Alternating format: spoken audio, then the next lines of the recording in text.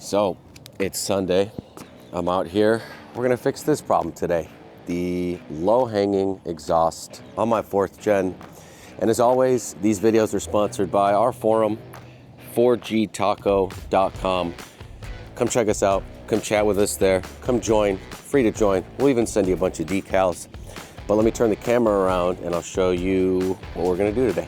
Well, the factory exhaust hangs very low. It's almost like unusually low. One of these manufacturers should figure out that they need to be the first to do a dump kit that comes out like here or here, which maybe we'll do that. We'll see what happens. Bit of a custom project, but it hangs really low. If you are going to be doing any kind of wheeling, even moderate stuff, you're gonna come up to a ledge eventually and you're gonna hit this, and if you hit it hard enough, you're gonna flex it into the body. So not even just a matter of damaging it when you don't have to, but the secondary potential damage from it flexing into the body. And aesthetically, it's like everything's so like nice and high clearance, right? And then it's like, bah. Like, okay, buddy. Anyway, this goes all the way back there too. Like, let me come bring you around over here where we'll be able to see the hanger right here. So we're going to be replacing all that. So I guess we're going to save a little bit of weight. So that's nice, but should be real simple. A couple bolts, a couple hangers, and let me show you guys what we're going to replace this with. Hint. If you got the hint, another 6th element piece. So now this is their, I always forget the names of these things when I'm actually shooting the video, but it's a high clearance exhaust dump kit. I'll figure out exactly what this is called in a second after I shoot this scene. But simply put, obviously this is not a very complicated mod.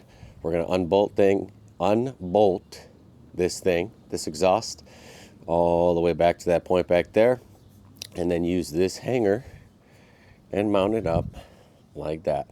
And it will sit in front of the exhaust, in front of the axle, and be nowhere near any rocks, and it looks super clean. And we're gonna lose this guy. So I'm gonna show you the couple bolts and stuff we gotta take off. I'll take them off and I'll show you when I'm done. So just to quickly clarify from a different angle too, so you can, not only can you hit it there, but I mean, you can see it hangs lower than everything else back here. So also that, but again, for the routing, it goes up through there, over the axle, up there, and then connects to that point right next to that hanger.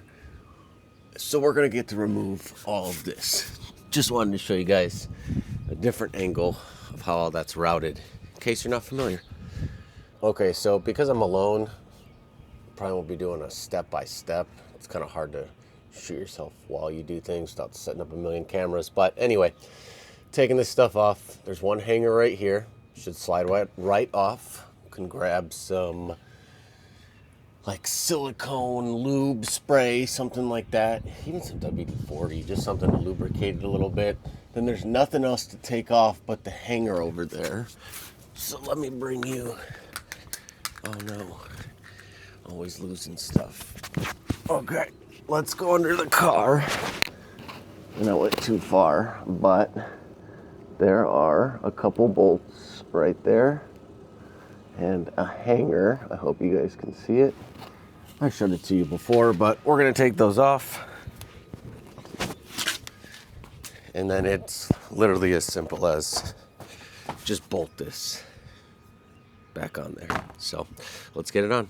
Okay, quick close up here. And guys, I cannot tell you the joys of working on a vehicle with little to no corrosion. It's amazing. Finally, it's my first time. It's the first time after owning vehicles for like 15 years. But anyway, boom right there, boom right there. It looks like you can see it already kind of coming apart. Slide off a hanger, pull this thing out, install the new one. Just a quick little close-up so you can see how simple this is. All you need is a 14mm wrench, and you're good to go. All right, you guys can watch me wrestle this thing out of here. We got a finagle. I don't even know where we are. Man, this thing is bigger than it looks. Oh, check it out. Get some reps in. Oh yeah. See you later. We just saved a bunch of weight. Side by side comparison. It's like a joke. But I wanted to show it because look at it. Look how much metal is removed. Crazy. Let's install this little thing. Look at it. Technically, that's our direct comparison. We're all done. First things first. Let's look at how little there is underneath here now. And let's crawl so you guys can see there is the new tip. Quite a lot of metal out of the way now. How much better does that look? On an off-road truck, we need clearance. Let's take a look at it over here. You can see it kind of through this little window. Boom. Get a little bit closer. All right, you can see the hanger up there. Quick little bolt on. And that's it, guys. Too easy. Let's start it up. All right, we're gonna do a cold start. I've got the mic like right above, kind of clipped to the frame, above the new tailpipe, exhaust pipe, and whatever. Let's do a cold start.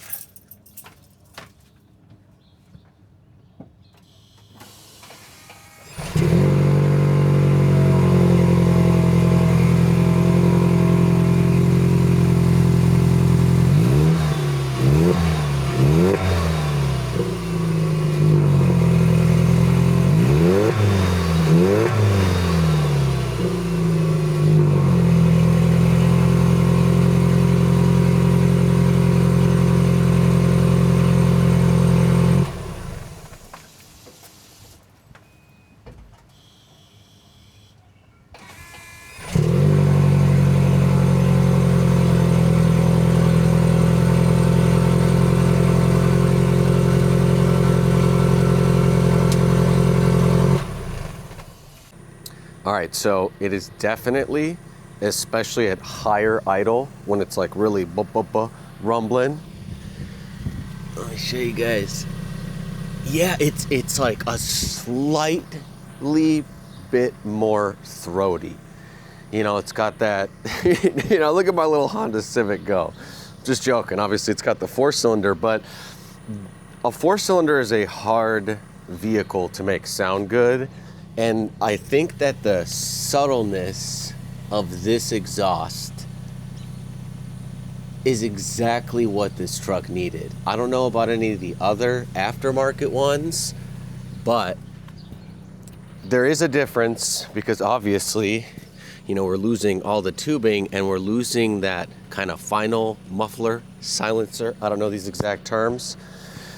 So it's a little bit louder, but it's not crazy. And again, it's almost perfect. I think it is perfect. So if you're wondering about this guy, is it going to be a little bit louder? Yes, for sure.